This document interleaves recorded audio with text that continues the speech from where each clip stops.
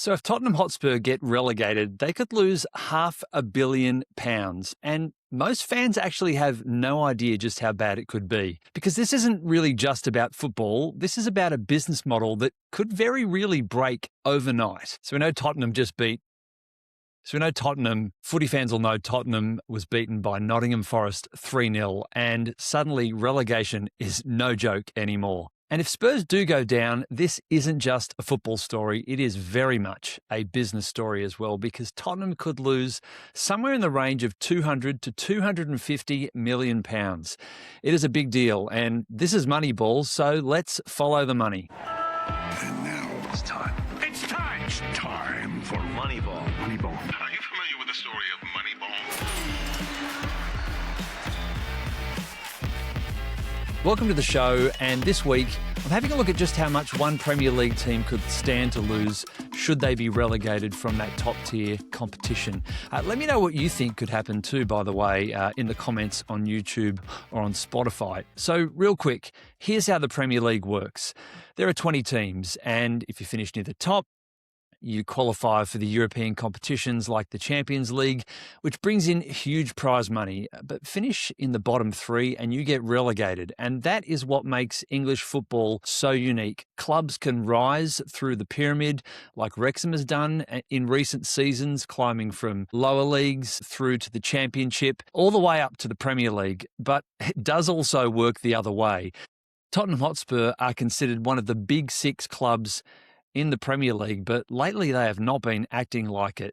And with just 7 games to go this season, they've only managed to accumulate 30 points and sit 17th on the table, just 1 point above West Ham, who are one of 3 teams currently in the relegation zone. And falling down comes at a serious cost. Now, the Premier League isn't just the biggest football league in the world. It is one of the most valuable media products in global sport. And right now, Tottenham earn roughly £120 to £150 million a year from broadcast revenue. And if they go down to the Championship, that drops to around £40 to £45 million, even with parachute payments. So that's going to hurt. And here's the key point. Spurs aren't really built to survive that kind of a shake-up. Their entire business model is built on Premier League money. Let's start with the stadium. Tottenham have one of the best stadiums in the world. You've probably seen it on the telly, or maybe you've been to a game there, and not just football either. More than 60,000 seats, NFL games, concerts, premium hospitality. It is the bee's knees. It is one of the great stadiums of the world, and it cost over $1 billion to build. And crucially for the club, it still needs to be paid off. Spurs are carrying hundreds of millions of dollars in stadium-related debt, and it costs them roughly £30 to £40 million every year in interest and repayments. And that's money that doesn't go into players. It can't be used to improve the team. It just services the past investment, albeit a really great one. And that model probably only really works if you're generating Premier League money. Matchday income currently brings in over $100 million a year, but in the Championship, the next tier down, you're looking at lower ticket prices, lower demand, and less corporate spend. And suddenly that world-class stadium starts to build some financial pressure on what was one of the big clubs in English football. Now let's look at wages. Tottenham's wage bill sits above £200 million a year. It was around $222 million in the most recent accounts that were published from 23-24. For context, Manchester City getting near double that. And now, yes, there are relegation clauses in player contracts, and some players could take significant pay cuts, but that's not the real issue. The real issue is this. When you fall down to the Championship, the best players leave. You are forced to sell players, and you're no longer a destination for top talent. So relegation doesn't just cut costs. It's also going to trigger a full rebuild at the club. The playing squad will look completely different within 12 months, and it is going to be a long way back. Now, Tottenham are a global football brand. They've got the history, they've got the stadium, they've got big sponsors, global audience, and international reach. No doubt about that. But all of that really is tied to visibility. The Premier League, well, it's broadcast all over the world. And the truth of the matter is that the Championship just isn't. Sponsors don't pay the same money for second-tier exposure. Deals get reduced, renegotiated, or lost entirely. A great example is clothing. Adidas and Nike and those other brands that sponsor and partner with these Premier League teams, they want to be seen in the Champions League, and they most certainly want to be in the Premier League, and those deals will look different should you end up in the championship like Tottenham could. It's not that you're a worse football team necessarily, but you're certainly a much smaller media business. I know they're still looking for a naming rights partner for the Tottenham Stadium, and even something like that would get much, much harder when you are outside the Premier League. Now, you've probably heard of parachute payments, and they will get those, around 40 to 45 million pounds in the first year, and it drops quickly after that if you do stay in the Championship and you can't make your way back to the Premier League. But those parachute payments will not save the club. They're really made to soften the fall because you've got those huge wage bills, you've got player contracts that have to be renegotiated, and some will stay, but they won't stay on that same amount of money. If your cost base, though, is Premier League level, you will still have that massive gap. And this didn't really happen overnight.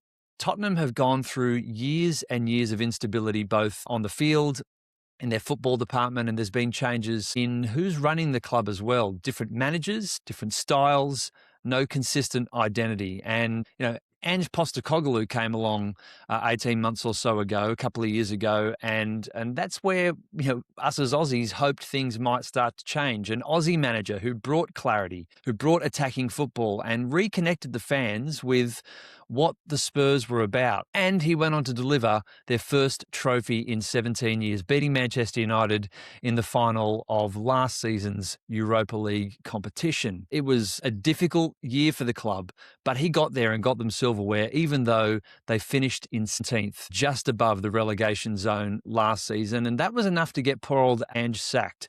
It should have been the foundation for a better season this season, but he was sacked. He was replaced by Brentford manager Thomas Frank, and he wasn't able to improve things either. And the club is now on their third manager for the season. And there is genuine talk that this new guy could be sacked as well. It is like Groundhog Day. Another reset, another shift in style, another change in direction. That is the hidden cost of instability. And you're not just changing managers every 12, 18 months.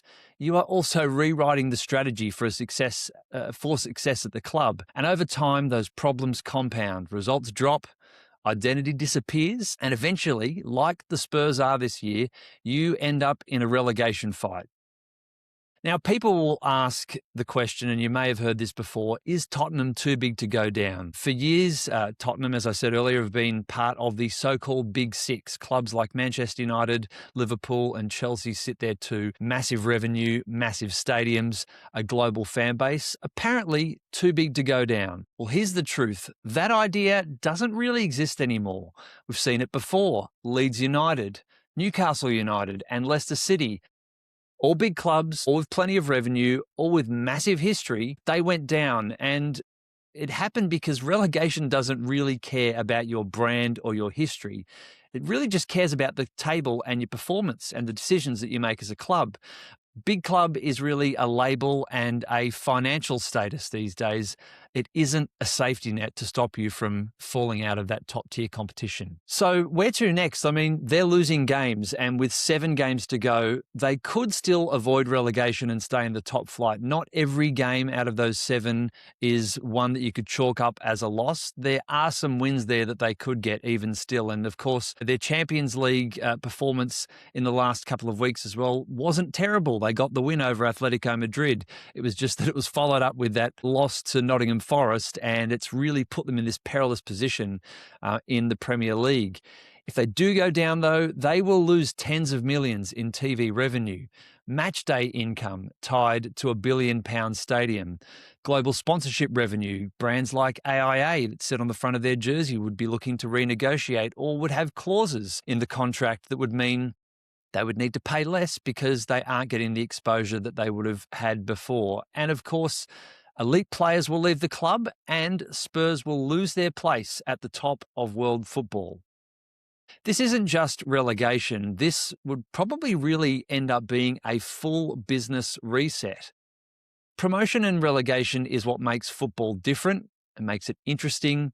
It means we've always got something exciting happening at both ends of the table, but it is brutal and it's unpredictable. Although in this case, some Spurs fans would have said that they could have seen this coming for a long time. And of course, financially too, it is one of the biggest swings in world sport. Tottenham aren't just fighting to stay in the Premier League, they are fighting to protect their business model and the entire business that sits behind the badge. Moneyball.